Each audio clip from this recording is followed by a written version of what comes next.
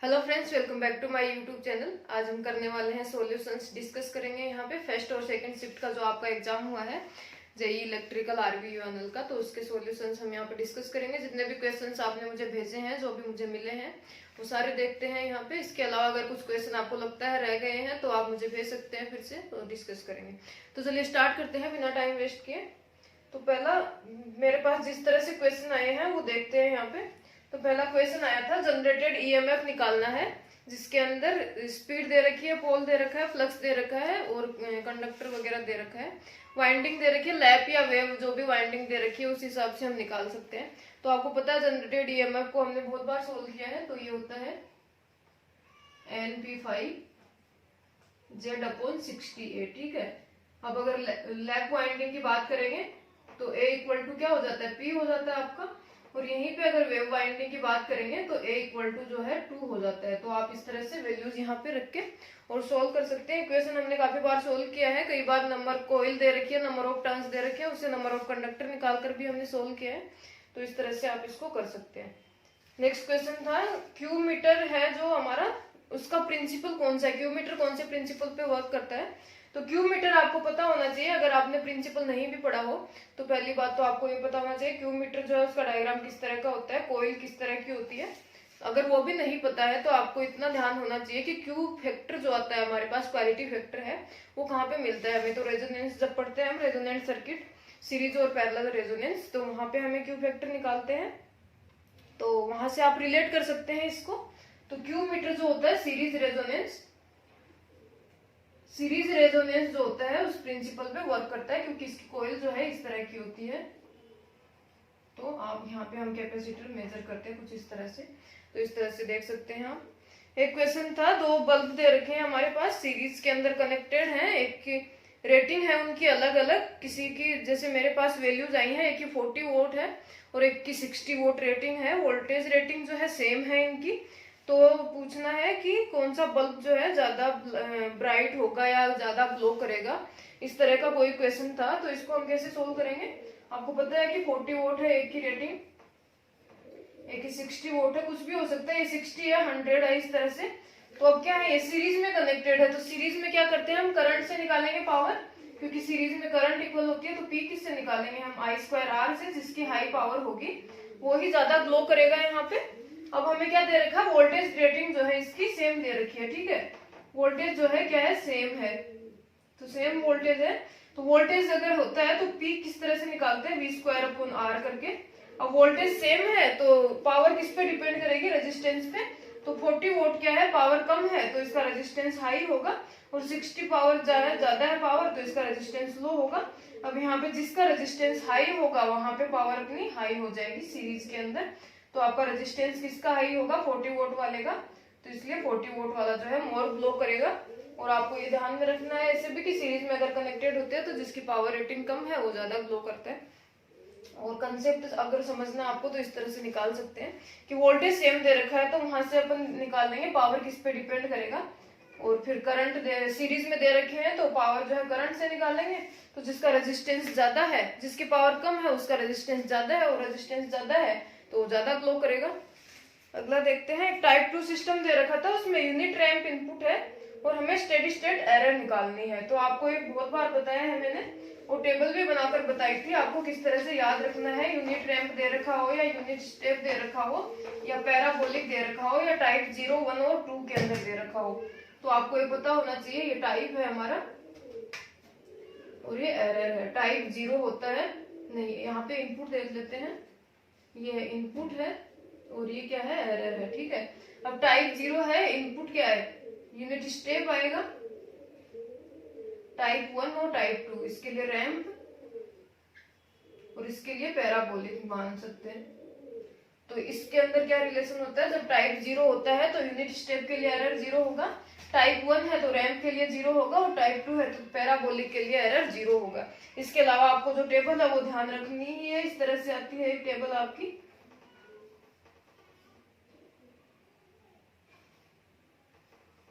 कुछ इस तरह से,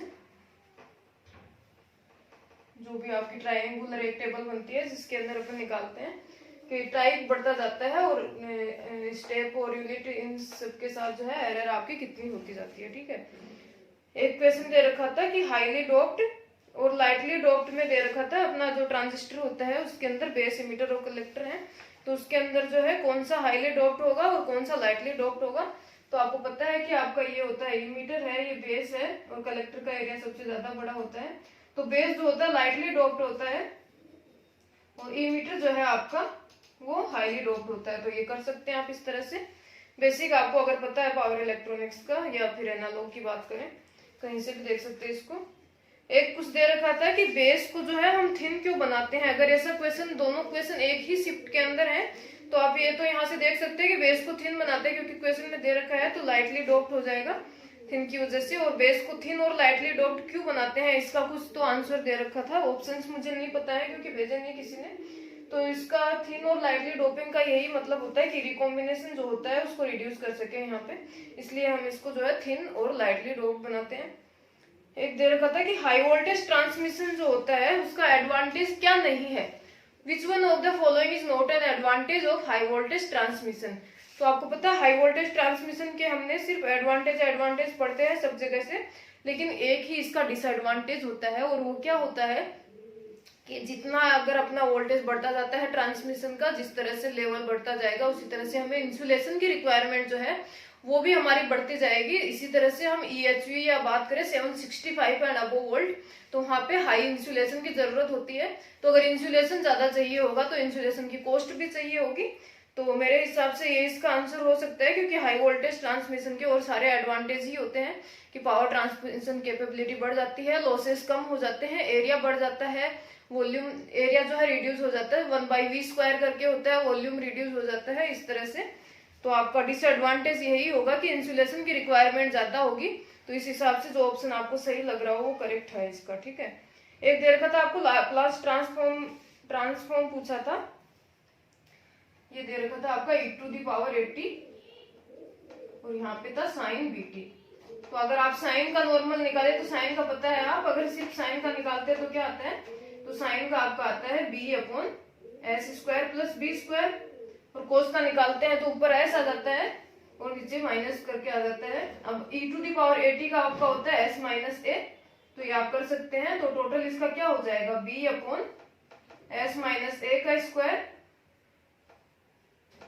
+ b²। ठीक है, ये आपका इसका लाप्लास ट्रांसफॉर्म हो जाएगा।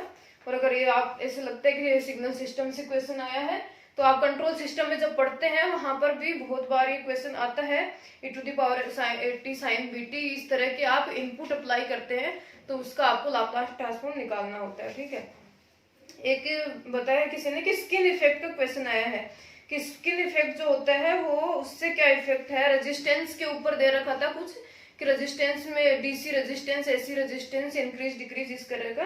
तो स्किन इफेक्ट जो है आपको ये तो पता है कि आपका AC सिग्नल जाते हैं जहाँ पे AC सिस्टम जो है उसी के अंदर होता है स्किन इफेक्ट। DC में तो फ्रीक्वेंसी 0 होती है तो स्किन इफेक्ट होगा ही नहीं हमारा। और फिर बात करते हैं रेजिस्टेंस की, तो स्किन इफेक्ट क्यों होता है। स्किन इफेक्ट जब होता है उस टाइम पे करंट जो है सरफेस पे फ्लो करती है और अंदर फ्लो नहीं करती है, तो एरिया रिड्यूस हो जाता है। वो क्यों, क्योंकि अंदर रेजिस्टेंस हाई होता है। ठीक है, तो ऐसी रेजिस्टेंस में इंक्रीज होता है, इसी वजह से हम जो है स्किन इफेक्ट उसके ऊपर आ जाता है क्योंकि सरफेस करंट फ्लो करती है और अंदर का एरिया जो है करंट वहां पे फ्लो नहीं करती। करंट अब फ्लो नहीं करेगी, एरिया जब रिड्यूस हो जाएगा तो पता है आपको रेजिस्टेंस जो है इनवर्सली प्रोपोर्शनल होता है एरिया के, तो रेजिस्टेंस वहां पे इंक्रीज हो जाएगा। तो इंक्रीज इन ऐसी रेजिस्टेंस करके आपका ऑप्शन करेक्ट होगा। एक आपका दे रखा था स्टेयरकेस गेट के बारे में पूछा था। स्टेयरकेस में दे रखा था ऐसे कुछ स्विच हैं जो इसको ये करते हैं वो करते हैं। पूरा क्वेश्चन किसी ने भेजा नहीं है मुझे, लेकिन स्टेयरकेस गेट सबको पता है कि एक्सोर गेट होता है वो हमारा स्टेयरकेस होता है जिसके अंदर 9 जगह से वो अपन ऑपरेट करते हैं उसको। ठीक है, 10 और 01 के ऊपर वो सिग्नल देता है हमें। ठीक है, एक क्वेश्चन दे रखा था रेजिस्टेंस का, कुछ सीरीज और पैरेलल कॉम्बिनेशन था और उसके बाद उसके अंदर जो है वोल्टेज दे रखा था और फिर करंट निकालनी थी हमें कुछ इस तरह से। ठीक है, करंट नहीं निकालनी थी शायद मेरे हिसाब से, उसके अंदर टाइम भी दे रखा था और हमें एनर्जी फाइंड आउट करनी थी उसके अंदर। तो आप निकाल सकते हैं। तो R1 R2 पैरेलल में थे, सीरीज में थे 2 रेजिस्टेंस, तो उनकी जो है वैल्यू 40 हो रही थी, सीरीज में करेंगे। और वो किसके पैरेलल में था, 40 के पैरेलल में था, तो 20 हो जाएगी आपका R इक्विवेलेंट। अब वोल्टेज आपका दे रखा है कितना 220 वोल्ट, तो या तो आप I स्क्वायर आर करके निकाल सकते हैं, एनर्जी क्या हो जाएगी आपकी I square R into T, या फिर V square upon R into T भी करके निकाल सकते हैं आप। अब आपको क्या याद रखना है इसके अंदर, अगर I निकालेंगे तो I निकाल सकते हैं V बाई आर करके, और फिर क्या निकालना आपको, एनर्जी निकालना। तो टाइम आपका दे रखा था सेकंड्स के अंदर, ठीक है, टाइम कितना 30 सेकंड्स। एनर्जी किस में होती है आपकी, किलोवाट आर में होती है, तो टाइम सेकंड में जो दे रखा है उसको आर में कन्वर्ट करना है, तो ये क्या हो जाएगा आपका 30 अपॉन ये हो जाएगा 60 इंटू 60, ठीक है। 1 आवर में 60 मिनट्स होती है और 1 मिनट में 60 सेकेंड्स होती हैं, तो 3600 से डिवाइड करना पड़ेगा उसको, तो आपकी एनर्जी की वैल्यू आ जाएगी वहां पे। कुछ बच्चे जो है उन्होंने गलत किया है इसको, क्योंकि उन्होंने सेकेंड को आर में कन्वर्ट नहीं किया था, ठीक है, तो ये ध्यान में रखना आपको। एक दे रखा था आपको टर्न्स ऑफ वायर दे रखे थे, कुछ पोटेंशियोमीटर का क्वेश्चन था जिसके अंदर नंबर ऑफ टर्न्स दे रखे हैं और रिजोल्यूशन पूछ रखा था, इस तरह का एक क्वेश्चन था। तो इसका सिंपल सा आंसर है आपका नंबर ऑफ टर्न्स जो होते हैं उसका क्या फॉर्मूला है 1 अपॉन रिजोल्यूशन। तो आप यहाँ से रिजोल्यूशन निकाल सकते हैं या डायरेक्ट भी आप उस तरह से याद रख सकते हैं, resolution equal to 1 upon number of turns. तो नंबर ऑफ टर्न्स आपके जितने भी दे रखे हो, मान लो 1000 दे रखे थे, क्योंकि एग्जैक्ट वैल्यू मेरे पास नहीं है, तो अब इसको किस में निकाला, परसेंटेज रिजोल्यूशन निकालना है आपको। तो परसेंटेज के लिए क्या करते हैं आप 100 से मल्टीप्लाई करते हैं, तो आपकी 0.1 इसकी वैल्यू हो जाएगी, ठीक है, ये आपका रिजोल्यूशन आ जाएगा। इजी क्वेश्चन था, अगर आपको फॉर्मूला याद है तो कर सकते थे, डायरेक्ट फॉर्मूला बेस्ड क्वेश्चन था। एक दे रखा था आप म्यूचुअल इंडक्टेंस निकालते हैं किसी सर्किट के अंदर, तो मैक्सिमम वैल्यू क्या होगी उसकी किसी भी कॉइल की। तो म्यूचुअल इंडक्टेंस जो होता है हमारा, उसकी क्या वैल्यू होती है, एम को कैसे निकालते हैं अपन, के अंडर रूट L1 L2 करके। अब मैक्सिमम के लिए के को क्या रखेंगे, हम 1 रखेंगे, तो एम की वैल्यू क्या हो जाएगी आपकी अंडर रूट L1 L2, तो मैक्सिमम वैल्यू इस तरह से निकाल सकते हैं आप। इसके अलावा था आपका सीरीज आरसी सर्किट दे रखा है आपको, उसके अंदर क्या दे रखा है, आर की वैल्यू दे रखी है, सी की वैल्यू दे रखी है, और सप्लाई दे रखी है 220 वोल्ट, और उसके अलावा उसमें फ्रीक्वेंसी दे रखी है, और निकालना है आपको पावर फैक्टर। तो इसके अंदर क्या क्या ऑप्शंस थे वो तो मुझे पता नहीं है, कोई कह रहा है कि इसमें लीडिंग और लैगिंग दोनों ऑप्शन थे, किसी ने कहा है कि उसके अंदर लीड का एक ही ऑप्शन था। तो अगर लीड का एक ही ऑप्शन है तो आप डायरेक्ट उसको लगा सकते हैं, क्योंकि आरसी सर्किट है तो आपका पावर फैक्टर लीडिंग होगा आरसी के केस में। इसके अलावा आप निकाल भी सकते हैं पावर फैक्टर क्या होता है आपका cos फाई, और फाई कैसे निकालेंगे आप टेन इनवर्स करके निकाल लेंगे, XC बाई आर करके इस तरह से निकाल सकते हैं। लेकिन अगर आपको डायरेक्ट दे रखा है कि सिर्फ एक ही लीडिंग का ऑप्शन है तो आप बिना माइंड अप्लाई करे भी निकाल सकते हैं, ठीक है। इसके अलावा आपको एक क्वेश्चन था जिसके अंदर मैं यहाँ पे दोनों शिफ्ट के क्वेश्चन इंक्लूड करके बता रही हूँ आपको, क्योंकि सबने मिक्स क्वेश्चन भेजे हैं, तो मैं दोनों भी जो भी आपका है आपकी शिफ्ट के अंदर जो क्वेश्चन है वो देख सकते हैं। एक क्वेश्चन था जिसके अंदर 47 ओम के रेजिस्टेंस दे रखे थे, 3 रेजिस्टेंस, और फिर उनका क्या था पैरेलल में दे रखे थे, ये तीनों पैरेलल में, और एक्रॉस 110 वोल्ट के दे रखे थे, ठीक है। तो आप निकाल सकते हैं 47 3 दे रखे, तो इसका पैरेलल कॉम्बिनेशन क्या हो जाएगा 47/3 हो जाएगा। अब आपको करंट कैलकुलेट करनी है तो I equal to V upon R कर लीजिए। V की वैल्यू दे रखी है आपको, कितनी दे रखी है 110 वोल्ट दे रखी थी, तो 47/3 करके निकाल सकते हैं करंट की वैल्यू। आपको ध्यान देना चाहिए बस आप कैलकुलेशन में नहीं लगे रहे, क्योंकि 3 कितने भी पैरेलल रेजिस्टेंस लगे होते हैं रेजिस्टेंस अपॉन n हो जाता है अगर वैल्यू इक्वल होती है तो, ठीक है। अगर 4 होता है तो बाई 4 कर देते, 2 होता तो बाई 2 कर देते, ठीक है। अब आपको दे रखा था एक क्वेश्चन था open circuit test in transformer, एक था short circuit test in transformer. तो ओपन सर्किट टेस्ट में दे रखा था क्या फाइंड आउट करते हैं, तो ओपन सर्किट टेस्ट किसके लिए करते हैं हम, कोर लॉसेस फाइंड आउट करने के लिए, और शॉर्ट सर्किट दे रखा था उसको किस लिए करते हैं हम, आयरन ये कॉपर लॉसेस फाइंड आउट करने के लिए। लेकिन आपको ऑप्शन में ये नहीं दे रखे थे, कुछ रिएक्टेंस पैरामीटर्स वगैरह दे रखे थे, शंट पैरामीटर, सीरीज पैरामीटर, इस तरह के। तो आपको ये सब ध्यान में इस तरह रख लेना है, या तो आप ओपन सर्किट और शॉर्ट सर्किट टेस्ट को पूरी तरह से पढ़ के गए हो तभी आप कर सकते हो उसको, क्योंकि आपको पता होगा उसके अंदर कौन कौन से पैरामीटर हम फाइंड आउट करते हैं, सर्किट किस तरह का होता है। और अगर ये नहीं पढ़ा है आपने तो भी आप दूसरी तरीके से कर सकते हैं इसको, क्योंकि ओपन सर्किट टेस्ट में हम क्या निकालते हैं, VOC करके निकालते हैं।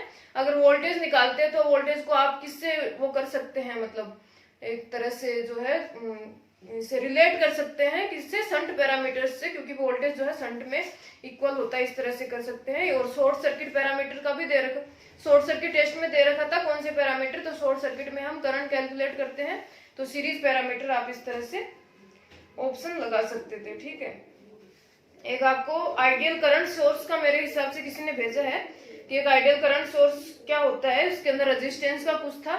तो आइडियल करंट सोर्स क्या होता है आपका, आइडियल का मान करें, बात करें तो आइडियल करंट सोर्स जो होता है उसके रेजिस्टेंस की वैल्यू इनफाइनाइट होती है।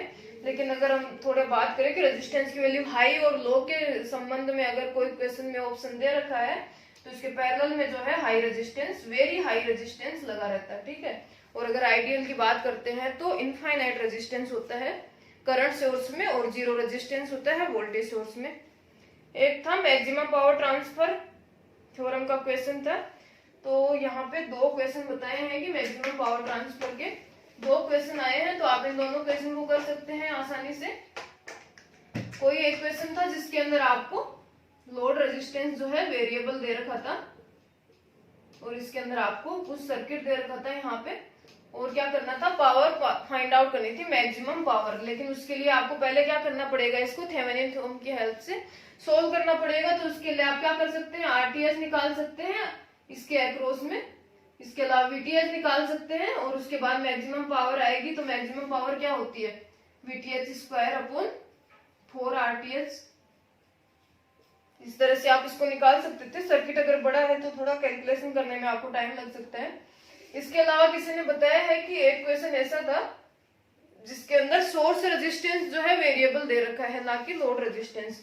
तो जब हमारा सोर्स रेजिस्टेंस वेरिएबल होता है, आरएस करके जो भी है, अगर वो वेरिएबल होगा और लोड रेजिस्टेंस जो है वेरिएबल नहीं होगा, तो उस टाइम पे हम मैक्सिमम पावर किस तरह से निकालेंगे, VTH square upon 4 RTH formula हमारा नहीं लगेगा। ये सिर्फ उसी केस में लगता है जब आपका लोड रेजिस्टेंस वेरिएबल होता है। तो उस टाइम में क्या होगा, अगर आपका आरएस है और आरएल दे रखा है तो आपका क्या हो जाएगा, टोटल रेजिस्टेंस निकालेंगे आप, तो हो जाएगा आरएस प्लस आरएल करके हो जाएगा। इस तरह से सोर्स रेजिस्टेंस है वेरिएबल में। और वीटीएच निकालेंगे वी, तो पी क्या हो जाएगा, वी स्क्वायर अपॉन आर होता है, तो VTH square upon R S plus R L करके निकालेंगे, ना कि 4 आरटीएच करके। ठीक है, या फिर इसको आई स्क्वायर आर करके भी निकाल सकते हैं, आई स्क्वायर आर। तो करंट निकाल लेंगे पहले, तो वी दे रखा है अगर यहाँ पे, तो वीटीएच की तो जरूरत ही नहीं है आपको, करंट निकाल लेंगे। करंट कैसे निकाल लेंगे, इस तरह से करंट क्या हो जाएगा, V upon R S plus R L, और उसके बाद पी क्या हो जाएगा आपका, आई स्क्वायर आर। तो आई क्या है, ये इसका स्क्वायर कर देंगे, इंटू आर क्या है आपका, अगर आर एस में निकालना है तो आर एस लिख सकते हैं, आर एल में निकालना है तो आर एल लिख सकते हैं।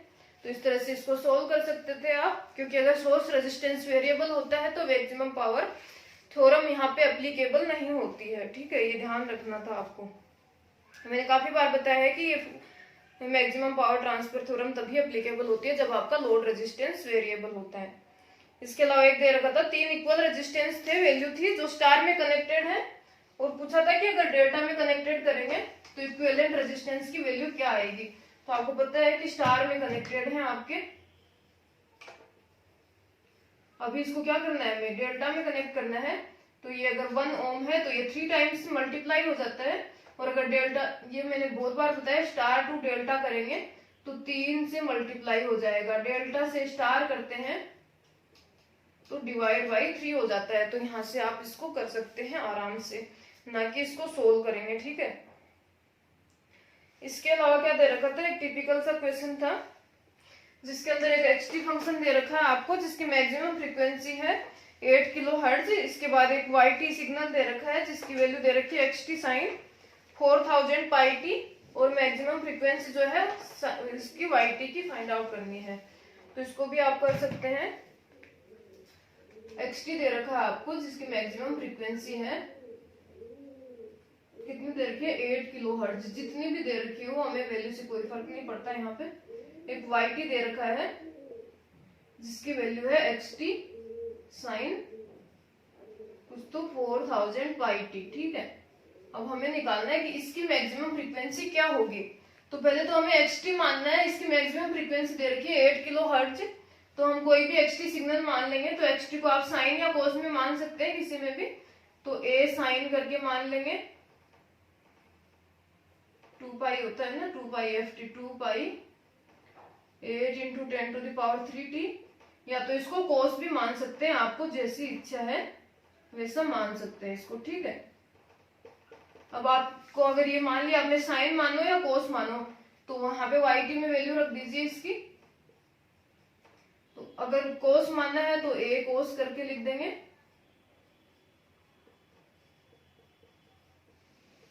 इनटू में साइन 4000 पाई टी, ठीक है। और अगर साइन मानना है तो ये साइन करके आ जाएगा, यहाँ पे भी साइन करके आ जाएगा। अब ये क्या हो जाएगा, ये तो कोस ए साइन भी हो गया, अगर साइन आएगा तो साइन ए साइन भी हो गया। तो आपको इसके फॉर्मूले याद रखने चाहिए कि कोस ए साइन भी कहाँ पे आता है और साइन ए साइन भी किस में आता है। तो साइन ए कोस भी या कोस ए साइन भी किस में आता है, साइन के फॉर्मूले में साइन ए प्लस बी करते हैं तो साइन ए कोस बी प्लस कोस ए साइन बी।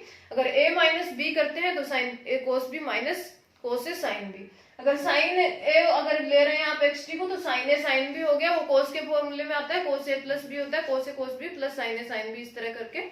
तो आपको यहाँ पे क्या आएगा, ए प्लस बी आएगा, एक ए माइनस बी आएगा, ठीक है। तो आपकी फ्रीक्वेंसी जो है एक बार माइनस होगी, एक बार प्लस होगी। आपको क्या पूछे, इसकी मैक्सिमम फ्रीक्वेंसी पूछे। अगर दोनों ही कोई भी सिग्नल ले ले, साइन लेंगे या कोस लेंगे, फॉर्मूला जब आप लगाएंगे तो एक के अंदर आएगा ω1 प्लस ω2 और एक के अंदर आएगा ω1 माइनस ω2, या इसकी जगह आप एफ भी कर सकते हैं। तो जहां पे आपकी ω1 प्लस ω2 होगा वो ही आपकी मैक्सिमम फ्रीक्वेंसी होगी। तो आपको सोल्व करने की जरूरत नहीं है, यहाँ से माइंड अप्लाई कर सकते हैं, साइन ले या कोस ले, दोनों के अंदर में। तो आपकी ये क्या है, 16 पाई हो जाएगा, तो 16 पाई 10⁻³ और ये प्लस में कर दीजिए इसका 4 पाई इंटू 10⁻³, ठीक है। तो आपकी मैक्सिमम फ्रीक्वेंसी आ जाएगी यहाँ से। इसके बाद देखते हैं, दे रखा आपको एक करंट इम्पल्स दे रखी है 5 डेल्टा टी, और उसको क्या करते हैं हम, आइडियल कैपेसिटर है उसके अंदर अप्लाई कर रहे हैं उस करंट को। तो वोल्टेज अक्रॉस कैपेसिटर पूछा है कि वीसी क्या होगा, इस तरह का कोई क्वेश्चन था। तो आपको कैपेसिटर के अक्रॉस वोल्टेज कैसे निकालते हैं तो ये पता होना चाहिए। तो आपका देखते हैं, इनपुट सिग्नल क्या है आपका, करंट दे रखा है, इंपल्स सिग्नल है 5 डेल्टा टी, ठीक है। और आइडियल कैपेसिटर दे रखा है, आपको निकालना है वीसी। तो वी क्या होता है, 1/c इंटीग्रेशन में आई डी टी। अब आप निकाल सकते हैं 1/c इंटीग्रेशन में 5 और डेल्टा टी। अब ये इम्पल्स सिग्नल है, इम्पल्स का जब आप इंटीग्रेशन करते हैं तो ये क्या बन जाता है, आपका स्टेप सिग्नल बन जाता है 5 ut। ये इसका आंसर हो जाएगा 1/c 5 ut। आपको पता होना चाहिए, अगर इम्पल्स सिग्नल है इसका इंटीग्रेशन करते हैं तो स्टेप बन जाता है, स्टेप का इंटीग्रेशन करेंगे तो रैंप बन जाएगा, इस तरह से। इसके बाद आपको दे रखा है कोर टाइप और एक सेल टाइप ट्रांसफॉर्मर दे रखा था, जिसके अंदर कॉपर और आयरन में कंपैरिजन पूछा था कि किसमें कॉपर ज्यादा है किसमें कम है। तो कोर का अगर कोर ट्रांसफॉर्मर का कंपैरिजन था सेल के साथ में, तो इसका आंसर हो जाएगा मोर कॉपर और लेस आयरन। ये आप इसकी थ्योरी पढ़े तो वहां से आपको अच्छे से समझ में आएगा। इसके अलावा आपको कोई सिग्नल दे रखा था ट्रांसफर फंक्शन टाइप, और उसके अंदर आपको इनिशियल या फाइनल वैल्यू फाइंड आउट करनी थी। तो ये क्वेश्चन भी किए हमने, मैंने जो टेस्ट अपलोड किया था उसमें भी इनिशियल वैल्यू थ्योरम और फाइनल वैल्यू थ्योरम के बारे में बताया था। इसके अलावा टेस्ट के अंदर भी डाला था एक क्वेश्चन जिसमें इनिशियल और फाइनल वैल्यू निकालनी थी। तो आपको कुछ भी सिग्नल दे रखा था एक वीएस करके, जो s/s² में कोई वैल्यू दे रखी हो यहाँ पे। तो आपको क्या करना था, इनिशियल वैल्यू अगर निकालनी है तो s की फॉर्म में, s प्लेन जो होता है, s की बात करें हम तो उसके अंदर इनिशियल वैल्यू क्या होती है, limit s tends to infinity s into VS हो जाता है आपका, ठीक है। अब अगर आपका ऊपर में s है और नीचे में भी s है, या कुछ s² प्लस कुछ करके है, या s बाहर में है, तो ये तो कट जाएगा। यहाँ पे क्या करना होता है आपको, जब s टेंड्स टू इंफिनिटी हम लगाते हैं तो नीचे से आपको s की जो हाईएस्ट फॉर्म होती है उसको कॉमन लेना होता है, ठीक है। और ऐसे ही ऊपर से कॉमन लेना होता है। तो आपको उस तरह से अप्लाई करके निकाल सकते हैं। अगर इनिशियल वैल्यू का पूछा है तो ये लगाएंगे, फाइनल वैल्यू पूछा है तो s टेंड्स टू 0 करेंगे, ठीक है। s प्लेन में initial and final value exchange हो जाती है, तो आसानी से निकाल सकते थे ये। तो आप एक आपको दे रखा था आरएमएस वैल्यू और एवरेज वैल्यू का रेशियो दे रखा था कि आरएमएस वैल्यू और एवरेज वैल्यू का कोई थ्योरेटिकल क्वेश्चन है तो ऑप्शंस में दे रखे थे काफी चीजें कि इसको क्या कहते हैं, किस तरह से डिफाइन करेंगे आरएमएस अपॉन एवरेज वैल्यू। तो उसमें कुछ पीक वैल्यू दे रखी है, पीक फैक्टर है, फॉर्म फैक्टर है, या अलग अलग और भी टर्म्स दे रखी हैं। तो जिस हिसाब से ऑप्शंस मेरे पास आए थे उसके अंदर अगर आप देखें इजीली तो पीक वैल्यू, पीक फैक्टर और फॉर्म फैक्टर दो ही तरह के ऑप्शन इससे मैच हो रहे थे। बाकी सारे ऑप्शंस तो आप डायरेक्ट कैंसिल कर सकते थे। अब इसके बाद बात करें पीक फैक्टर की, तो उसमें पीक वोल्टेज आएगा कहीं ना कहीं, तो आप डायरेक्ट लगा सकते थे फॉर्म फैक्टर। बाकी आपको याद है कि फॉर्म फैक्टर क्या होता है, तो आरएमएस अपॉन एवरेज करके इसको कर सकते थे, ठीक है। इसके अलावा एक क्वेश्चन था आपका एडमिटेंस ऑफ ट्रांसमिशन लाइन का, कि लम्प्ड होता है, डिस्ट्रीब्यूटेड होता है, या लम्प्ड एट सेंटर होता है, या एट सेंडिंग एंड है, रिसीविंग एंड है, इस तरह से। तो आप जब ट्रांसमिशन लाइन की मॉडलिंग पढ़ते हैं तो उसके अंदर हम कुछ अजम्पशंस लगाते हैं, जिसके अंदर हमारा एक अजम्पशन होता है कि हम जो नेटवर्क जो है लम्प उसको मानते हैं कि हमारा नेटवर्क है, डिस्ट्रीब्यूटेड नहीं है पैरामीटर्स, लम्प्ड है। और लम्प्ड पैरामीटर्स का मतलब क्या होता है, इसका मतलब होता है हम जो भी अपना इंडक्टेंस है उसको पर किलोमीटर में, कुछ भी है, रेजिस्टेंस है, इंडक्टेंस है, कैपेसिटेंस है, जैसे इंडक्टेंस की बात करें हेनरी पर किलोमीटर में हम उसको निकाल, वैल्यू उसकी होती है। हम टोटल लेंथ का जो है रिएक्टेंस है, रेजिस्टेंस है, वो निकाल के रखते हैं। डिस्ट्रीब्यूटेड नहीं होते कि अलग अलग है हर लेंथ के ऊपर, टोटल लेंथ की हमें वैल्यू दे के रखी होती है। जब भी आप बात करते हैं किसी भी ट्रांसमिशन लाइन का कोई भी इसकी कंपोनेंट की, तो उस टाइम पे हम वैल्यू जब लिखते हैं तो हेनरी पर किलोमीटर, ओम पर किलोमीटर, इस तरह से लिखते हैं, वो हमारे लम्प पैरामीटर होते हैं। तो मेरे हिसाब से इसका आंसर होना चाहिए, हम ये इस तरह से करते हैं आर एल, और ये आपका जी, कंडक्टेंस को कैसे लिखते हैं, और ये सी, इस तरह से होता है अपना। तो इसका ऑप्शन मेरे हिसाब से करेक्ट होना चाहिए कि लम्प्ड एट रिसीविंग एंड, ठीक है, क्योंकि रिसीविंग एंड पे ही हम एडमिटेंस, ये तो अपना क्या हो जाएगा, इम्पीडेंस हो जाएगा, एडमिटेंस जो है रिसीविंग एंड पे हम लंप करते हैं। तो ये आपका ऑप्शन करेक्ट आंसर होगा। एक दे रखा था आपका शंट रिएक्टर जो है उसका क्या यूज है, या उसका क्वेश्चन मुझे नहीं पता, लेकिन शंट रिएक्टर हमने पढ़ा है, शंट रिएक्टिव पावर कंपनसेशन जो पढ़े थे, काफी डिटेल डिस्कशन किया है हमने रिएक्टिव पावर कंपनसेशन के कितने मेथड्स हैं, उसके अंदर एक था शंट रिएक्टर कंपनसेशन। तो शंट रिएक्टर अपन डायरेक्ट भी पढ़ते हैं फेरेंटी इफेक्ट के लिए। तो शंट रिएक्टर कहाँ यूज में लेते हैं, नो लोड या लाइट लोड कंडीशन होती है तो फेरेंटी इफेक्ट हमारे पास अक्कर हो जाता है जब कैपेसिटिव पावर जो है बहुत ज्यादा होती है, तो हम वहां पे शंट रिएक्टर यूज में लेते हैं। तो इसके अलावा भी बाकी बहुत सारी चीजें हैं शंट रिएक्टर से रिलेटेड, वो सारी हमने रिएक्टिव पावर कंपनसेशन में पढ़ी है, तो वहां से देख सकते हैं कौन सा आंसर मैच हो रहा है आपका। एक आपका दे रखा था डिफरेंशियल इक्वेशन दे रखी थी, उससे हमें ट्रांसफर फंक्शन निकालना था, तो बहुत इजी क्वेश्चन था ये। मेरे हिसाब से दोनों पेपर में टेक्निकल क्वेश्चन जो है काफी इजी आए हैं, बिल्कुल भी एक दो क्वेश्चन को छोड़ के सारे इजी लग रहे हैं मुझे। तो डिफरेंशियल इक्वेशन थी जिसके ट्रांसफर फंक्शन निकालना था, तो आपको कुछ इस फॉर्म में दे रखी थी D cube Y by D T square, इस तरह से कुछ भी दे रखी, या डी स्क्वायर दे रखा है या डी दे रखा है, इक्वल टू में कुछ भी आपको दे रखा है, यूटी में कुछ भी, मान लो कि 2 यूटी दे रखा है। आपको ट्रांसफर फंक्शन कैसे निकालना है, इसका लाप्लास लेंगे, लाप्लास क्या होगा, डी लेंगे, तो लाप्लास ट्रांसफॉर्म आपको पता होगा, क्यूब होता है तो यहाँ पे एस क्यूब आ जाएगा आपका, वाई टी की जगह वाई एस आ जाएगा, डी स्क्वायर है तो एस स्क्वायर आ जाएगा, इसी तरह से डी है तो एस आ जाएगा, और यूटी की बात करें तो यूएस हो जाता है। तो इस तरह से आप इसको निकाल सकते थे, वाई एस अपॉन यूएस करके, सी दे रखा है तो वो भी निकाल सकते हैं, जो भी आपको फॉर्म में दे रखा है उस तरह से आप इसको कैलकुलेट कर सकते हैं आराम से। इसके अलावा आपको एक क्वेश्चन दे रखा था जिसके अंदर सीरीज आरएलसी सर्किट दे रखा है, जिसके अंदर आपको इसकी वैल्यूज दे रखी है आरएलसी की, और उसके अंदर पूछा है कि जब आई मैक्सिमम होता है, करंट जब मैक्सिमम होता है तो उस टाइम पे फ्रीक्वेंसी क्या होगी। तो आपको पता है सीरीज आरएलसी सर्किट की बात करें तो करंट जो है मैक्सिमम कब होता है, जब हमारा रेजोनेंस होता है, तो रेजोनेंस पे आपको फ्रीक्वेंसी क्या होती है, तो डायरेक्ट पता है आपको एफ इक्वल टू 1/2π√LC, तो आप निकाल सकते हैं। ये थोड़ा सा आपको दिमाग लगाना था, कई बार समझ में नहीं आया होगा कुछ लोगों को कि करंट मैक्सिमम पे फ्रीक्वेंसी क्या होगी, तो करंट जो है रेजोनेंस पे मैक्सिमम होती है फ्रीक्वेंसी, रेजोनेंट फ्रीक्वेंसी होगी FR, तो ये निकाल सकते थे आप, ठीक है। इसके अलावा भी आपको एक क्वेश्चन दे रखा था जिसके अंदर जो है नेटवर्क थ्योरम, नेटवर्क सर्किट की बात करें, सर्किट एनालिसिस का एक क्वेश्चन था जिसमें करंट फाइंड आउट करनी थी, कुछ इस तरह का क्वेश्चन था। वोल्टेज दे रखा है, यहाँ पे एक रेजिस्टेंस है, यहाँ पे एक रेजिस्टेंस है, इस तरह से करंट दे रखी है, यहाँ पे यहाँ एक रेजिस्टेंस है, इस तरह से। और आपको इस रेजिस्टेंस में जो है करंट फाइंड आउट करनी है, यहाँ पे करंट कितनी आ रही है, ठीक है। ये आपका वोल्टेज है, ये करंट है, ये मान ले R1, R2, R3, R4 और ये आ जाएगा R5।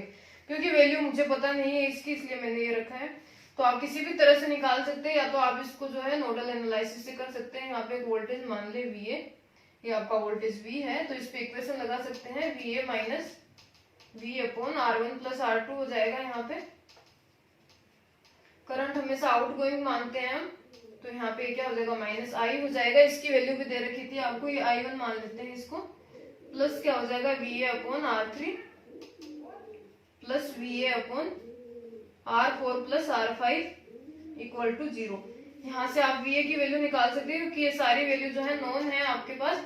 VA की वैल्यू निकालेंगे तो I1 क्या हो जाएगा, I1 आपका हो जाएगा VA upon R4 plus R5, ठीक है। तो ये करंट जो है आ जाएगी, R4 में पूछे या फिर R5 में, एक ही करंट फ्लो होगी, तो इस तरह से निकाल सकते थे आप इसको। इसके अलावा इक्वेशन दे रखा था -1 प्लस J, और उसका पूछा था पोलर फॉर्म क्या होगी इसकी, ठीक है। तो पोलर फॉर्म आपको पता है कैसे निकालते हैं हम, एक दे रखा था -1 प्लस J, इसकी पोलर फॉर्म क्या होती है, R एंगल थीटा करके। तो R तो क्या हो जाएगा आपका under root -1 square plus 1 square, और एंगल क्या हो जाएगा आपका tan इनवर्स, क्या है यहाँ पे y/x होता है, तो y तो 1 है और x क्या है -1 है आपका, तो ये हो जाएगा tan इनवर्स -1 कितना होता है 135 डिग्री। तो ये आपका आ जाएगा 1/√2 एंगल 135 डिग्री। आसानी से निकाल सकते हैं, इजीएस्ट क्वेश्चन था। इसके अलावा आपको एक रूट्स का क्वेश्चन दे रखा था, जीटा की वैल्यू दे रखी थी और पूछा था कि रूट्स कहाँ होंगे, किस तरह के होंगे, कंट्रोल सिस्टम से रिलेटेड क्वेश्चन था। तो इसके अंदर आपको दे रखा था जीटा जो है क्या है 0 से 1 के बीच में है। तो आपको रूट्स पूछे हैं, कैसे रूट्स होंगे, शायद यही क्वेश्चन था मेरे हिसाब से, अगर नहीं है तो आप बता सकते हैं क्या क्वेश्चन था। तो अपन देखते हैं, जब डायग्राम अपन बनाते हैं, जीटा की वैल्यू डिस्कस करते हैं, तो हमारा क्या होता है, ये होता है एस प्लेन में,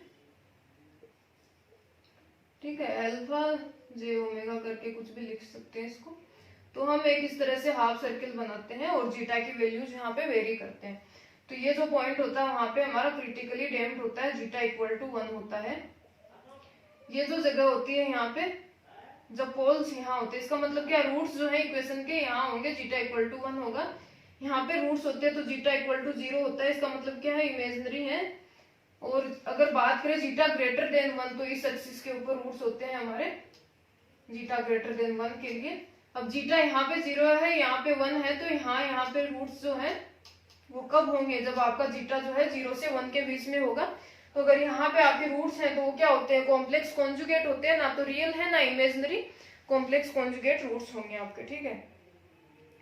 एक आपको कुछ जो है फिल्टर टाइप, लो पास फिल्टर या इस तरह का एक दे रखा था, जिसका ट्रांसफर फंक्शन निकालना था आपको। अभी कौन सी शिफ्ट में पूछा गया था ये तो मुझे पता नहीं है, लेकिन एक दे रखा था यहाँ पे कैपेसिटर दे रखा था, एक R दे रखा था, और यहाँ पे V आउटपुट है, V इनपुट है।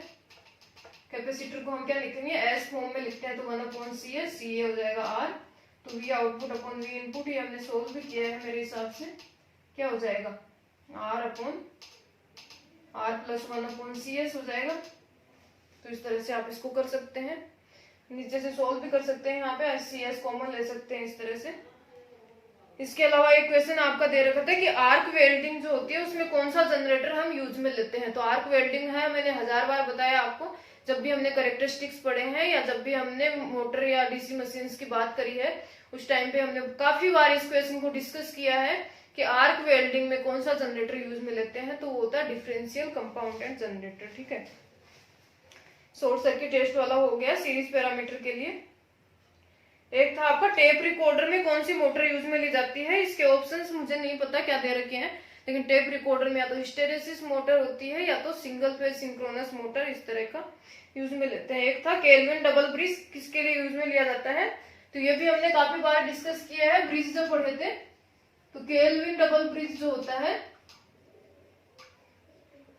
लो रेजिस्टेंस मेजरमेंट के लिए यूज में लेते हैं। काफी बार बताया है मैंने आपको, सारे मेथड्स पढ़ाए थे, low resistance, high resistance, medium resistance measurement के मेथड्स। इसके अलावा एक दे रखा था मेगर, मेगर किस लिए यूज में लेते हैं, ये इनफाइनाइट रेजिस्टेंस भी मेजर कर सकता है और इसकी स्टार्टिंग वैल्यू इनफाइनाइट ही होती है। तो मेगर जो है हाई रेजिस्टेंस मेजर करने के लिए यूज में लेते हैं। इसके अलावा आपका दे रखा था ये एमआई मीटर का दे रखा था, मूविंग आयरन एमीटर, जिसके अंदर टॉर्क दे रखा था आपको, करंट दे रखी थी और आपको पूछा था डीएल बाई डी थीटा निकालने के लिए हेनरी की फॉर्म में। ठीक है, अब ये माइक्रो हेनरी में पूछा था या किसी में भी ऑप्शन आपके दे रखे थे, वो तो मुझे ध्यान नहीं है अभी, लेकिन मूविंग आयरन मीटर के अंदर अगर कोई भी क्वेश्चन पूछा है तो आपको उसकी इक्वेशन ध्यान में होनी चाहिए। ये शायद एएन के एग्जाम में भी आया था इस तरह का कोई क्वेश्चन। तो टॉर्क दे रखा था आपको न्यूटन मीटर पर रेडियन में, करंट दे रखी थी आपको एम्पियर में, आपको पूछा था डीएल अपॉन डी थीटा। ठीक है, तो आपको पता है कि मूविंग आयरन एमीटर की अपन बात करते हैं या मूविंग आयरन इंस्ट्रूमेंट की बात करते हैं तो टॉर्क की क्या वैल्यू होती है 1/2 I square dl by d theta, यही फॉर्म लिखते हैं वहां पे। तो आपको सारी वैल्यूज तो दे रखी है, डीएल बाई डी थीटा निकाल सकते थे, जो भी यूनिट के अंदर माइक्रो हेनरी, मिली हेनरी किसी में भी दे रखा है वो एडजस्ट कर सकते हैं आप आराम से।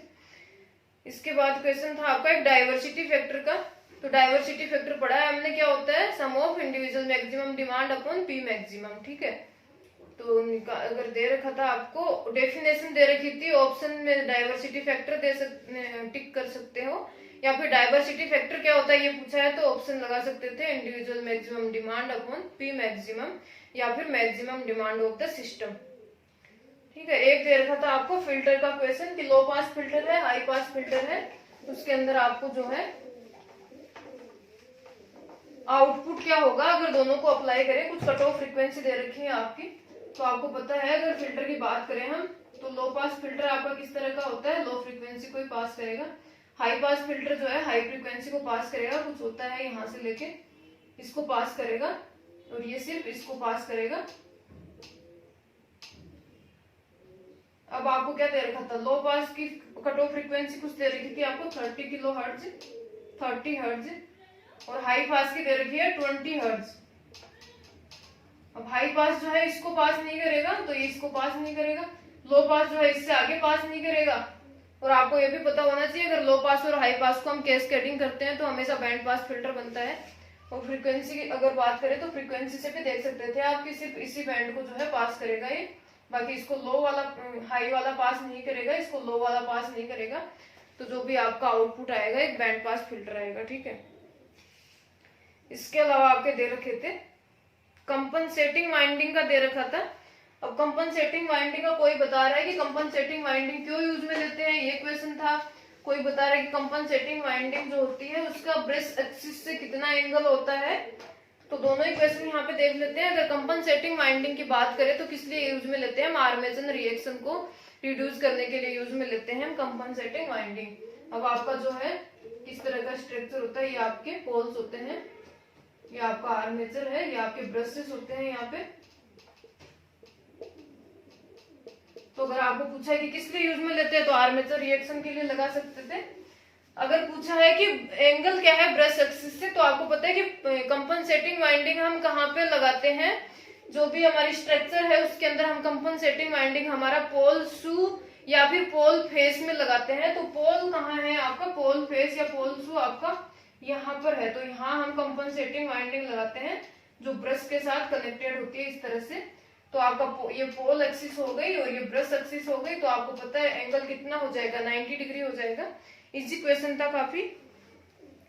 इसके अलावा देखते हैं टेपिंग का दे रखा था। टेपिंग किस साइड में प्रोवाइड कराते हैं, तो हाई वोल्टेज साइड में प्रोवाइड कराते हैं, मिडिल में या फिर स्टार्टिंग एंड या लोअर एंड न्यूट्रल इस तरह से दे रखा था। तो हम मिडिल में प्रोवाइड कराते हैं ताकि हमारे पास रेंजेस जो है काफी आ जाए। तो ये आंसर हो सकता है इसका। इसके अलावा दे रखा था आपको 2 इनपुट लॉजिक गेट दे रखा था जिसके अंदर दोनों इनपुट क्या है, लो है।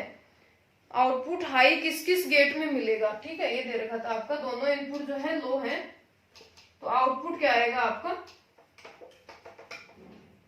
आउटपुट जो है हाई आएगा। ठीक है, हाई का मतलब 1 आ रहा है। तो ये आप देख सकते हैं किस किस में आएगा। काफी ऑप्शन में क्या दे रखा था ये मेरे को नहीं पता, तो आप में जैसे भी ऑप्शन था इनपुट जो है डाल के देख सकते हैं। 0 0 से 1 आ रहा है, इसका मतलब क्या है आपका कोई नोर टाइप मतलब एन टाइप का गेट होगा। जैसे और है उसका उल्टा होता है नोर, नैंड, एक्स और एक्स नोर, इस तरह से कुछ करके। तो आप डाल के देख सकते हो दोनों वैल्यूज यहाँ पे। इजी था ये तो। एक दे रखा था आपको वोल्टेज फाइंड आउट करना था, कोयल दे रखी थी जिसमें 1000 नंबर ऑफ टर्न्स है, d5/dt दे रखा था आपको कि वेरिएशन होता है फ्लक्स के अंदर 50 मिलीवेबर से 80 मिलीवेबर तक, वो टाइम दे रखा था 10 सेकेंड में। ठीक है, तो आपको पता है कि वोल्टेज कैसे निकालते हैं हम, E=md5/dt होता है। अभी नंबर ऑफ टर्न्स दे रखे आपको 1000, फ्लक्स कितना चेंज होता है 50 से 80 चला जाता है तो कितना होगा 30 मिलीवेबर दे रखा है मिलीवेबर, तो 30 × 10⁻³ और कितने टाइम में हो रहा है, तो ये आपका था 10 सेकेंड में, तो ये हो जाएगा 10। इसका जो भी आंसर आएगा वो आप एडजस्ट कर सकते हैं। इसके अलावा दे रखा था आपका एक advantages of underground cable. Options क्या थे ये नहीं पता है मुझे, लेकिन अंडरग्राउंड केबल जो होती है उसके क्या क्या एडवांटेजेस होते हैं। सबसे पहला एडवांटेज होता है उसकी मेंटेनेंस की बहुत कम जरूरत होती है, लॉसेस जो होते हैं उसमें कम होते हैं, रेडियो इंटरफेरेंस उसमें नहीं होता क्योंकि कम्युनिकेशन लाइन से कोई कांटेक्ट नहीं होता। तो जो भी ऑप्शन था यहाँ पे देख सकते हैं। ठीक है, एक दे रखा था हाई वोल्टेज फ्यूज जो है वो कौन सा यूज में लेते हैं, तो इसका ऑप्शन हो जाएगा HRC फ्यूज, और वो भी लिक्विड वाला। ठीक है, एक आपका था टावर की हाइट निकालनी थी, ये क्वेश्चन मेरे पास नहीं है कि क्या था एग्जैक्ट क्वेश्चन, क्या क्या दे रखा था, किस तरह से क्या निकालना था। टावर की हाइट अगर निकालनी थी तो आप फॉर्मूला लगा सकते हैं उसके अंदर, अगर सिंपल क्वेश्चन था। एक आपका पैरेलल ऑपरेशन दे रखा था सिंगल फेज ट्रांसफॉर्मर का या 3 फेज का, ये नहीं ध्यान है। तो अगर सिंगल फेज ट्रांसफॉर्मर का दे रखा था और 3 फेज का, उसके अंदर कौन सी नेसेसरी कंडीशन होती है, तो सिंगल फेज में नेसेसरी कंडीशन है कि आपका जो पोलैरिटी है सेम होना चाहिए, और 3 फेज में नेसेसरी कंडीशन होती है कि वेक्टर ग्रुप जो है वो सेम होना चाहिए। तो दोनों के हिसाब से आप देख सकते हैं। इसके अलावा बाकी बहुत सारी कंडीशन होती है, लेकिन सबसे ज्यादा नेसेसरी कंडीशन जिसके बिना हमारा काम ही नहीं चल सकता वो यही होती है। इसके अलावा था आपका फुल वेव रेक्टिफायर का एवरेज आउटपुट वोल्टेज का क्वेश्चन था एक, तो होता 2Vm/π, सबको पता है। फुल वेव रेक्टिफायर की बात करें हम तो इसका V एवरेज क्या होता है 2Vm/π। ठीक है, अगर फुल वेव कंट्रोल की करें, कंट्रोल्ड रेक्टिफायर की, तो हो जाएगा 2Vm/π cos अल्फा। तो दोनों में जो भी आपका क्वेश्चन था उस हिसाब से देख सकते हैं। इसके अलावा आपका एक दे रखा था पीएमएमसी के लिए कौन सा स्टेटमेंट ट्रू नहीं है, इस तरह का कोई क्वेश्चन था जिसके अंदर था कि स्केल लीनियर है, टॉर्क टू वेट रेशियो लो है, या बाकी भी बहुत सारे थे। तो पीएमएमसी जब पढ़े हैं हमने तो पढ़ा है कि जो है स्केल जो होती है लीनियर होती है, टॉर्क टू वेट रेशियो जो होता है हाई होता है पीएमएमसी का। तो कौन सा इसके लिए ट्रू नहीं है, तो टॉर्क टू वेट रेशियो लो है, ऐसा कुछ ऑप्शन दे रखा था, वो इसका करेक्ट आंसर हो जाएगा। इसके अलावा दे रखा था आपको इंटीग्रेटिंग टाइप इंस्ट्रूमेंट पूछा था कि इंटीग्रेटिंग कौन सा होता है, तो ये कितनी बार पढ़ा हमने, एनर्जी मीटर जो होता है, वोट आवर मीटर होता है, वो अपना इंटीग्रेटिंग इंस्ट्रूमेंट होता है। इसके अलावा एक क्वेश्चन था आपका होल्डिंग या लेचिंग करंट से रिलेटेड। क्वेश्चन मुझे नहीं पता है कि क्या था, लेकिन अगर आपको ऑप्शन में होल्डिंग और लेचिंग दोनों दे रखा है तो आपको पता होना चाहिए होल्डिंग क्या होता है और लेचिंग क्या होता है। तो लेचिंग करंट जो होती है हमारी टर्न ऑन से रिलेटेड होती है,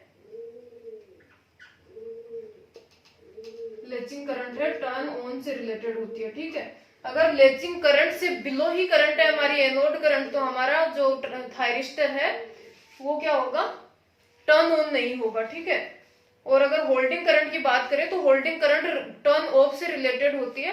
होल्डिंग करंट की जो वैल्यू होती है उससे बिलो आपकी करंट है तभी आपका थायरिस्टर टर्न ऑफ होगा। तो ऑन से रिलेटेड था या ऑफ से रिलेटेड, उस हिसाब से आप देख सकते हैं लेचिंग हो गया होल्डिंग करंट। इसके अलावा आपका क्वेश्चन था एक ट्रांसफॉर्मर का क्वेश्चन था कुछ 1100/110 वोल्ट, ये इसका दे रखा होगा आपका टर्न या वोल्टेज रेशियो। अगर कुछ और भी वैल्यू थी वो भी आप देख सकते हैं। आपका रिएक्टेंस दे रखा था सेकेंडरी साइड का 0.05 ओम। पूछा था कि इसको अगर प्राइमरी में रेफर करेंगे तो क्या होगा, तो x2 डेज की वैल्यू निकालनी थी। x2 डेज क्या होता है आपका a² × x2 या फिर x2/k²। आपको पता होना चाहिए a² और k² में क्या डिफरेंस होता है, तो आप आसानी से निकाल सकते हैं। क्वेश्चन पहले भी डिस्कस किया हमने, k को लेकर भी और a को लेकर भी काफी अच्छे से हमने ट्रांसफॉर्मर की जो एमसीक्यू सीरीज करी थी उसमें डिस्कस किया था। इसके अलावा एक क्वेश्चन दे रखा था जिसके अंदर आपको वोल्टेज दे रखा है, कुछ करंट दे रखा है साइन या कोस की फॉर्म में, और आपको पूछा है एपेरेंट पावर क्या होगी। तो एपरेंट पावर आपको पता होना चाहिए क्या होती है, VRMS IRMS, तो आप निकाल सकते हैं यहां से। इसके अलावा आपको दे रखा था एक क्वेश्चन, सेल्फ कॉम्प्लीमेंट्री कोड कौन सा होता है। तो सेल्फ कॉम्प्लीमेंट्री जो कोड होता है, कौन सा कोड होता है, एक्सेस 3 कोड जो होता है। डिजिटल इलेक्ट्रॉनिक्स के क्वेश्चन हमने कोई भी डिस्कस नहीं किए हैं, तो मैं ये बिल्कुल नहीं कहूंगी कि क्वेश्चन हमने किए हैं यहाँ पे, क्योंकि हमने डिजिटल से रिलेटेड कोई क्वेश्चन नहीं किए थे। तो सेल्फ कॉम्प्लीमेंट्री कोड होता है आपका एक्सेस 3। इसके अलावा क्वेश्चन था यूनिवर्सल लॉजिक गेट कौन से होते हैं। तो ये सबको पता होगा यूनिवर्सल लॉजिक गेट क्या है, जिनको यूज कर सकते हैं हम। नैंड और नॉर गेट है, इसको यूज करके क्या क्या बना सकते हैं, तो इनको बोलते हैं यूनिवर्सल लॉजिक गेट। एक था आपका बाइनरी टू ऑक्टल नंबर, मतलब बाइनरी नंबर दे रखा है, उसको ऑक्टल में अगर चेंज करेंगे तो नंबर ऑफ बिट्स कितनी रिक्वायर्ड होंगी। तो ऑक्टल नंबर क्या होता है, 0 से 7 तक होता है। बाइनरी क्या होता है आपको 0 और 1। तो आपको 0 से 7 तक अगर आपको करना है कन्वर्ट, एक होता है आपका हेक्साडेसिमल 0 से 15 तक, तो इसमें होती है 4 डिजिट रिक्वायर्ड होती है नंबर ऑफ बिट्स। इसमें होती है नंबर ऑफ बिट्स 3 रिक्वायर्ड होती है, क्योंकि 3 डिजिट में रखते हैं, जैसे 0 0 1 0 1 0, इस तरह से ऑक्टल नंबर जो होता है उसका रिप्रेजेंटेशन 3 बिट्स में होता है। एक आपको दे रखा था इंडक्शन मोटर जो है, कुछ तो इंडक्शन मोटर एज ट्रांसफॉर्मर किसी ने लिख के भेजा है मुझे। तो इंडक्शन मोटर जो होती है 3 फेज इंडक्शन मोटर, वो क्या होती है, as a transformer with secondary short circuited. अगर इस तरह का कोई क्वेश्चन था तो आप कर सकते हैं उसको। एक सर्ज इम्पीडेंस या सर्ज इम्पीडेंस लोडिंग से रिलेटेड क्वेश्चन था। तो सर्ज इम्पीडेंस लोडिंग अगर क्वेश्चन है तो सर्ज इम्पीडेंस लोडिंग पता है V²/ZS होता है सर्ज इम्पीडेंस। और सर्ज इम्पीडेंस का क्वेश्चन है तो वो √L/C कर सकते हैं उसको आप। उसके अलावा देखते हैं क्या था, लोड फैक्टर का क्वेश्चन था। लोड फैक्टर में कुछ इस तरह का क्वेश्चन था मेरे हिसाब से, कि लोड फैक्टर दे रखा है आपको, लोड फैक्टर दे रखा है कोई वैल्यू 30%, तो हो जाएगा 0.3। पी मैक्सिमम दे रखा है आपको, मैक्सिमम डिमांड मान लो कि 200 मेगावाट दे रखी है। आप कुछ टैरिफ दे रखी थी, किसी ने मेरे को पूरा क्वेश्चन नहीं भेजा है यहाँ पे, तो मैं उसका नहीं बता सकती। किसी ने भेजा है कि कुछ तो 0.15 पर किलोवाट आवर कुछ दे रखा है रुपीज करके, या इस तरह से कुछ। तो आपको अगर यहाँ पे निकालना है पर यूनिट कितना पैसा लगेगा, या यूनिट कैलकुलेट करनी है, इस तरह का कुछ भी है आपको, तो आप यहाँ से कर सकते हैं। PLF क्या होता है आपका, P average upon P maximum. अब यहाँ से मैक्सिमम दे रखी है तो P एवरेज निकाल सकते हैं आप। P एवरेज क्या हो जाएगा आपका 0.3 इंटू 2000 मेगावाट 10⁶ लिख लीजिए इसको। P एवरेज आ गया। अब अगर आपको यूनिट निकालनी है यहाँ से, तो एनुअल निकालनी है या डेली यूनिट निकालनी है, उस पर डिपेंड करेगा आपका। अगर डेली यूनिट निकालनी है तो आप किस में निकालेंगे, किलोवाट आवर में निकालते हैं। एक दिन में कितने घंटे होते हैं आपके पास, 24 घंटे होते हैं। अगर एनुअल निकालना है तो 365 डेज से मल्टीप्लाई कर सकते हैं। अब आपको यूनिट के ऊपर पैसे किस तरह से निकालने थे वो क्वेश्चन आप ही को पता है, मुझे तो पता नहीं है। इसके अलावा एक क्वेश्चन था स्लू रेट का, तो स्लू रेट दे रखी थी कुछ, तो उसके अलावा पूछा था वोल्ट पीक वोल्टेज दे रखा था और फ्रीक्वेंसी पूछी थी। तो स्लू रेट हमने डिस्कस करी थी एनालॉग इलेक्ट्रॉनिक्स की, जो हमने MCQ सीरीज करी है उसमें स्लू रेट क्या होती है, maximum rate of change of voltage, और वोल्ट पर माइक्रो सेकेंड करके मैंने लिखवाया था आपको। तो अगर आपको दे रखा स्लू रेट वोल्ट पर माइक्रो सेकेंड दे रखा है, कुछ वैल्यू दे रखी है आपको यहाँ पे, इसके अलावा वोल्टेज दे रखा है पीक वोल्टेज, तो आप क्या निकालना है, आपको फ्रीक्वेंसी निकालनी है। तो यहाँ से निकाल सकते हैं। फ्रीक्वेंसी क्या होती है, ओमेगा होती है 1/T। तो अगर यहाँ पे माइक्रो सेकेंड निकाल लेंगे तो 2 पाई कर लीजिए, या फिर डायरेक्ट इसको कर सकते हैं slew rate upon 2 pi into voltage, peak voltage. ठीक है, तो इस तरह से डायरेक्ट कर सकते हैं आप इसको। अब आपको देख लेना है कि वो माइक्रो सेकेंड में दे रखा है, किस में दे रखा है, उसी में वैल्यू पुट करें आप यहाँ पे। इसके अलावा एक क्वेश्चन था हाउस होल्ड वायरिंग का क्वेश्चन था, लेकिन उसके ऑप्शंस क्या क्या थे ये नहीं पता है। कोई कह रहा है उसमें था टी वायरिंग, कोई बोला जॉइंट वायरिंग, कोई लूप वायरिंग, इस तरह से। क्वेश्चन क्या है एग्जैक्टली और ऑप्शंस क्या है ये नहीं पता है। लेकिन अब एक चीज है इसके अंदर, जो टी और जॉइंट और लूप वायरिंग होती है वो तीनों ही हाउस वायरिंग के पार्ट्स होते हैं। तो अगर तीनों ऑप्शन थे तो तीनों सही है। इसके अलावा आपका लूप वायरिंग जो होता है अगर कॉमनली कौन सा यूज में लेते हैं हाउस होल्ड के अंदर, तो लूप वायरिंग जो होती है उसके अंदर हमारे सारे इक्विपमेंट्स पैरेलल में कनेक्टेड होते हैं, और हमारे हाउस जो होता है, जितने भी घरों की हमारी जो फिटिंग होती है, जो सारे भी इक्विपमेंट्स होते हैं, वो हमारा पैरेलल वहां पे वायरिंग होती है। तो इस तरह से आप लूप वायरिंग भी कर सकते हैं। बाकी आपको पता होगा कि इसका आंसर मतलब क्वेश्चन क्या है और ऑप्शंस क्या है सारे। ये क्वेश्चन थे, इसके अलावा कुछ क्वेश्चंस हैं जो देखती हूँ मैं कहाँ मिलेंगे। इसके अलावा भी थे, कुछ भेजे हैं बच्चों ने। इसके अंदर दे रखा होल इफेक्ट का था एक क्वेश्चन, लेकिन क्वेश्चन क्या है ये मुझे नहीं पता। होल इफेक्ट का हमने कुछ पढ़ा तो था। एक दे रखा था current across 3 ohm resistance current, तो निकालने हैं हमने। यूनिवर्सल लॉजिक गेट, स्लू रेट का हो गया अपना। सैम्पलिंग फ्रीक्वेंसी वैल्यू, तो ये क्या है मुझे नहीं पता, या अगर मैक्सिमम फ्रीक्वेंसी वाला क्वेश्चन है तो आप देख सकते हैं, बाकी क्वेश्चन किसी ने नहीं भेजा। एक है इम्पल्स की डेफिनेशन है, तो डेल्टी है, जो क्या होता है आपका इम्पल्स। अगर बात करें तो सिर्फ हमारा वाई एक्सिस होती है, उसके ऊपर 1 मैग्नीट्यूड का ये आपका इम्पल्स होता है, ठीक है। इसके अलावा स्टेडी स्टेट लिमिट, एरर निकाल ली थी हमने। Compensating winding, short circuit test, resonant frequency, surge impedance, loading किस तरह से निकाल सकते हैं। ट्रैक्शन का दे रखा था कि एक ट्रैक्शन के अंदर कुछ तो यूज करते हैं इस तरह का, तो पेंटाग्राफ उसका ऑप्शन है। क्वेश्चन मुझे नहीं पता क्या दे रखा है। इंटीग्रेटिंग टाइप इंस्ट्रूमेंट है अपना watt hour meter. Complex conjugate under damping देख लिया हमने। Average value, full wave rectifier. Hall effect का क्या वैल्यू था, क्वेश्चन था, ये तो पता नहीं है। ऑर्डर दे रखा था ट्रांसफर फंक्शन का, तो ऑर्डर क्या होता है अपना, टाइप और ऑर्डर किस तरह से निकालते हैं अपन। टाइप निकालते हैं ओपन लूप सिस्टम से। ओपन लूप कंट्रोल सिस्टम होता है, कुछ भी हो जाए 1/s+1 करके होगा। तो टाइप क्या होता है, जो हमारी यहाँ पे टर्म होती है कॉमन लेने के बाद जो टर्म होती है वो हमारा टाइप होता है सिस्टम का। ऑर्डर निकालते हैं तो क्लोज लूप कंट्रोल सिस्टम से निकालते हैं, तो उसके अंदर s³ + s² इस तरह से पूरा सोल्व करेंगे, नीचे कॉमन नहीं लेंगे। उसके बाद s की जो हाईएस्ट फॉर्म आती है वो आपका ऑर्डर होता है। अब आपका क्या क्वेश्चन था वो आप देख सकते हैं खुद ही। इसके अलावा क्या था, बल्ब वाला हो गया है, और ये है 3 फेज अब्सेंट हार्मोनिक। इन 3 फेज अब्सेंट हार्मोनिक, इसका क्या मतलब है, 3 फेज फुल वेव रेक्टिफायर या फुल कंट्रोल्ड रेक्टिफायर के अंदर कौन सी हार्मोनिक अब्सेंट होती है। अगर इस तरह का क्वेश्चन है कुछ, तो वो उसका आंसर हो जाएगा आपका 3 फेज फुल वेव जो कंट्रोल्ड रेक्टिफायर होता है उसके अंदर एक अपनी इवन हार्मोनिक्स अब्सेंट होती है, और ट्रिपल हार्मोनिक्स जो 3 की मल्टीप्लाई में होते हैं, 3 के मल्टीप्लीकेशन में वो सारी हार्मोनिक्स अब्सेंट होती है। तो इवन एंड ट्रिपल हार्मोनिक्स आपका आंसर हो जाएगा। बाकी क्वेश्चन क्या है ये नहीं पता। ओपन लूप क्लोज सिस्टम का क्या क्वेश्चन था पता नहीं।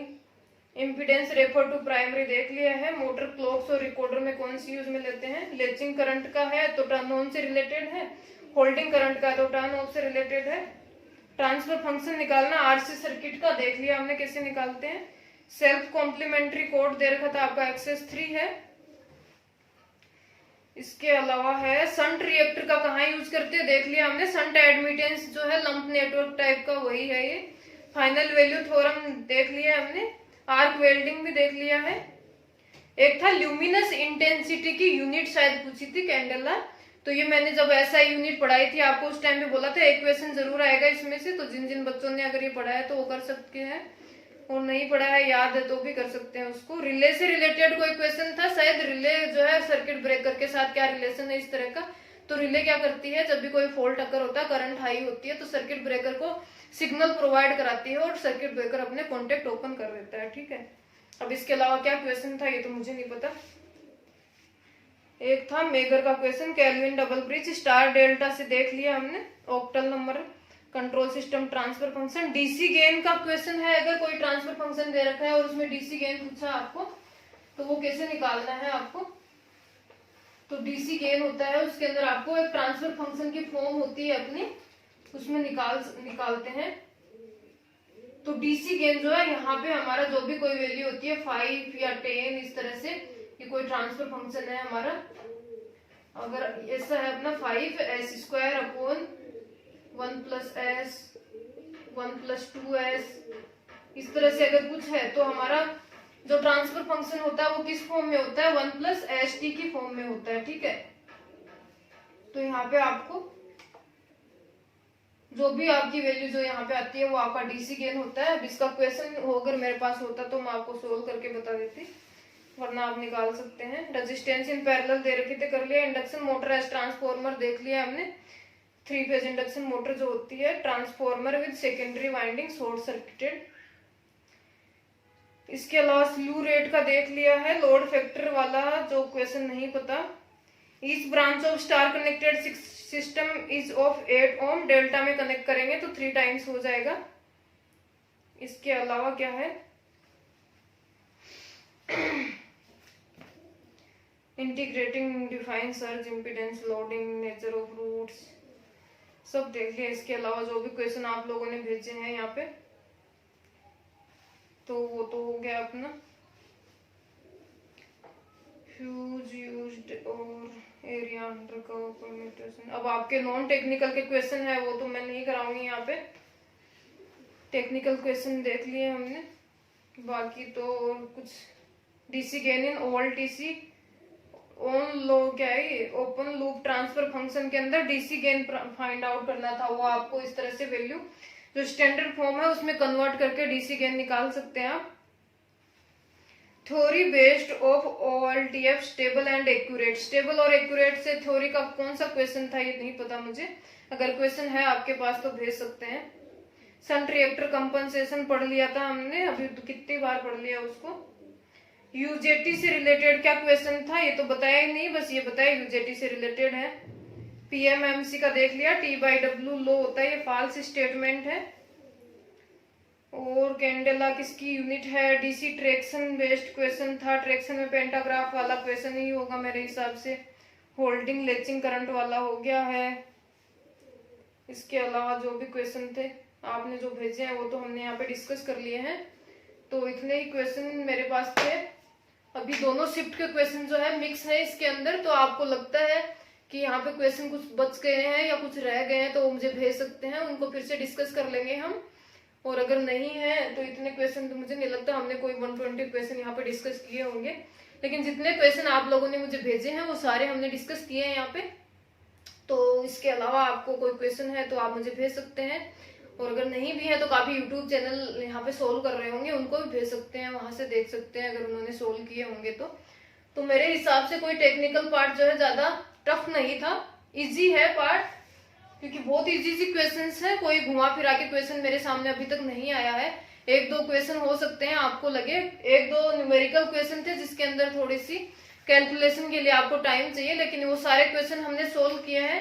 अभी जितने भी क्वेश्चन हमने यहाँ पे देखे हैं उसके अंदर जो पावर इलेक्ट्रॉनिक्स के थे, डोपिंग वगैरह उन सबको छोड़कर या डिजिटल इलेक्ट्रॉनिक्स को छोड़कर जो भी पावर सिस्टम या इससे रिलेटेड क्वेश्चन है वो सारे हमने एमसीक्यू सीरीज की बात करें या फिर लेक्चर्स की बात करें उनमें डिस्कस करे हैं। तो आप वहां से अगर वो लेक्चर्स भी पढ़ रहे थे मेरे हिसाब से 60 में से 40-50 क्वेश्चन या एटलीस्ट 40 क्वेश्चन इजीली कर सकते थे अगर आपने अच्छे से यूट्यूब वीडियोस देखे हैं, एमसीक्यू सीरीज देखी है। और अगर नहीं देखी है तो वो आपकी चॉइस है, लेकिन मुझे लगता है जितने भी क्वेश्चन हमने सोल्व किए उसमें से काफी क्वेश्चन तो हमने किए ही थे अपनी क्लासेस में। तो आप देख सकते हैं इसके अंदर से कट ऑफ पूछते रहते हैं, बहुत लोग कट ऑफ पूछ रहे हैं, मैम कट ऑफ बताइए कट ऑफ बताइए। तो कट ऑफ पहले तो कुछ बच्चे थे वो पेपर होने से पहले ही पूछ रहे थे कि कट ऑफ कितनी जाएगी, तो भाई पेपर ही नहीं हुआ है तो कट ऑफ कैसे बता सकता है कोई।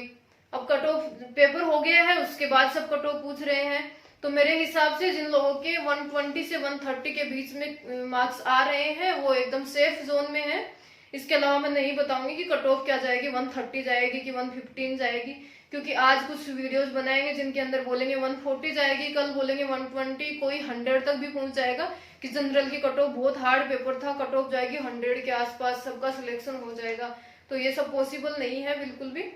तो जब रिजल्ट आ जाएगा, काफी जल्दी रिजल्ट आने वाला है मेरे हिसाब से, तो आप देख सकते हैं जिसका भी सिलेक्शन हो रहा है आराम से बाकी अपने बाकी एग्जाम्स की तैयारी करते रहे। प्रिपरेशन जो है कभी छोड़नी नहीं चाहिए हमें। अगर इस एग्जाम में भी आपका सिलेक्शन हो गया है तो किसी दूसरी एग्जाम के लिए प्रिपरेशन करते रहें। तो ऐसा बिल्कुल नहीं है कि एग्जाम दे दिया है उसके बाद अब प्रिपरेशन करें या नहीं, हमेशा अपनी पढ़ाई को छोड़ना नहीं है कभी भी, हमेशा प्रिपरेशन करते रहें। अगर आपका अच्छा गया है पेपर तो हो जाएगा आपका सिलेक्शन। तो नॉन टेक्निकल की बात करें तो जीके काफी बच्चे बोल रहे हैं कि काफी हार्ड जीके था, पता नहीं कहाँ से आया है, ये पूछा है पृथ्वीराज चौहान के पिताजी का क्या नाम था। तो ये सब क्वेश्चन तो जो है अगर किसी ने पढ़े हैं तो ही कर सकते हैं, बाकी याद भी नहीं कर सकते। कि भाई पृथ्वीराज चौहान ही याद नहीं आता बहुत देर से, तो उनके पिताजी का नाम कैसे याद आएगा। या पूछा है कि यहाँ पे कितनी तहसीलें हैं, तो उस एरिया में रहने वाले लोग बता सकते हैं कि कितनी तहसीलें हैं, बाकी लोग तो कैसे बता सकते हैं। तो ये सारे क्वेश्चन हैं पॉपुलेशन से रिलेटेड, सेंसस से रिलेटेड 2011 के। कोई कह रहे हैं कि 18, 19, 17 के भी जी के आया है इस तरह से, तो वो देख सकते हैं। नॉन टेक्निकल के अंदर डिपेंड करेगा नॉन टेक्निकल में क्या मार्क्स आ रहे हैं बच्चों के। बाकी क्वेश्चंस जो है नॉन टेक्निकल की मैं नहीं डिस्कस करूंगी यहाँ पे। तो आज के लिए इतना ही। Thank you so much and have a nice day. और आपने प्रिपरेशन जारी रखिए।